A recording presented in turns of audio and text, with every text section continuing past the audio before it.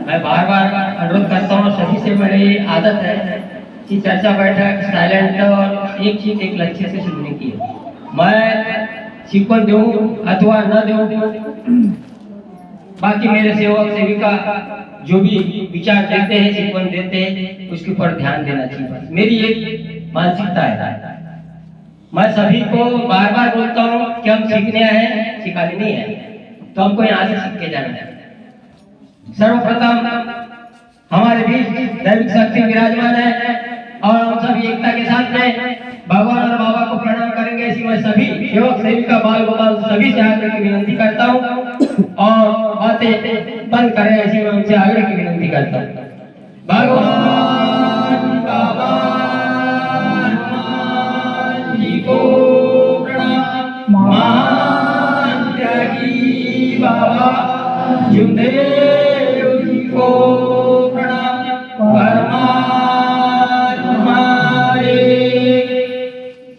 परम पूज्य परमात्मा एक सेवक मंडल वर्धमान नगर नागपुर के महान त्यागी बाबा जुदेव जी के आदेश अनुसार आज श्री बाबा के जोरदार सेवक बाबूलाल जी बनकर इनके लिए निवासी स्थान पर आठवीं चर्चा बैठक शुरू है। अब इस चर्चा बैठक में विधि के विधाता, बुद्धि के दाता और सृष्टि के रचयिता स्वयं भगवान बाबा हनुमान जी उपस्थित है।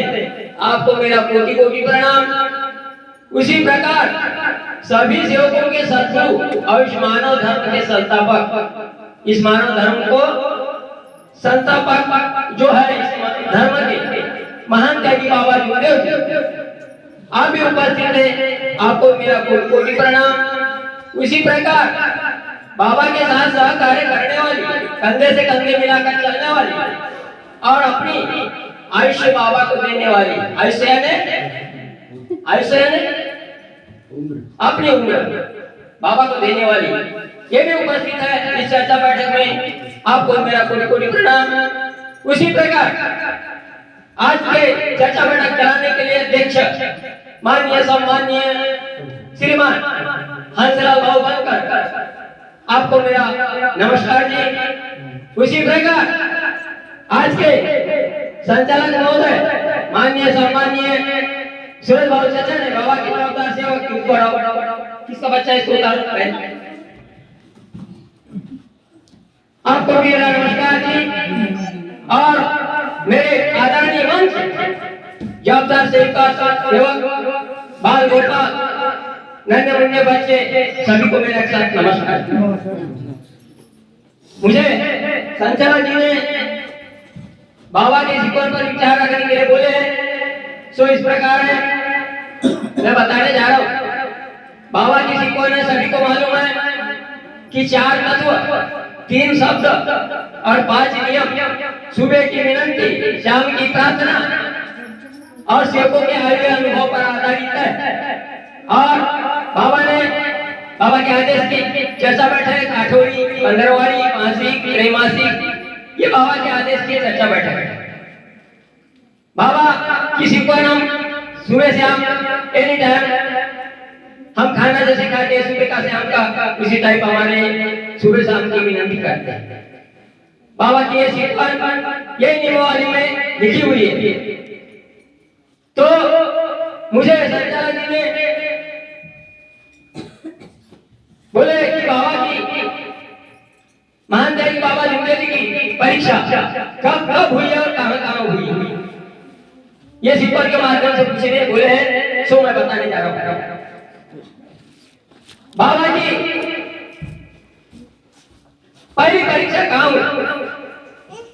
बाबा की पहली परीक्षा हुई है जब बाबा दुखी थे, प्रेत बाधा से थे। बाबा के यहाँ कोई परिवार सुखी नहीं था। जिस समय बाबा नाराजी से एक घर से निकल करके कहीं अपने दुख दूर करने के विचार से निकले थे, उस समय अनजान व्यक्ति मौजे से कोई व्यक्ति आया था, उनसे मुलाकात हुई बाबा की। बाबा से उन्होंने कहा, बाबा बोले आप क्या बताओ? बोले मेरे यहाँ बोले सब बीमार है, और मेरे यहाँ बोले 200 की रोटी ढंग से नहीं खाते हम लोग।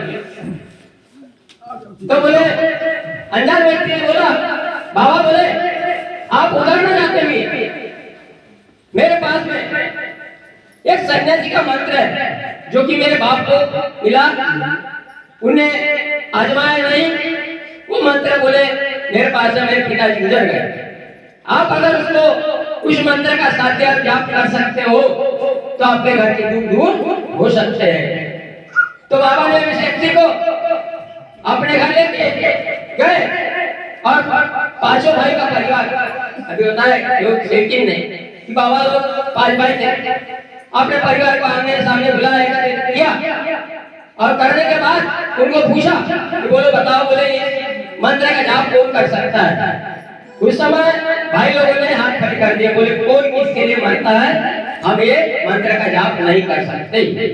सबने नकार दिए। बाबा ने बोला इस मंत्र का जाप मैं करूंगा, यदि मुझे कहीं ज्यादा हो गया या मैं पागल हो सकता हूँ, मर सकता हूँ, अंधा हो सकता हूँ, कुछ भी मेरे साथ में अनर्थ हो सकता है इस मंत्र का जाप करने से, तो मेरे बच्चे और एक बीवी का देखभाल और संभाल इसका समाकार करना।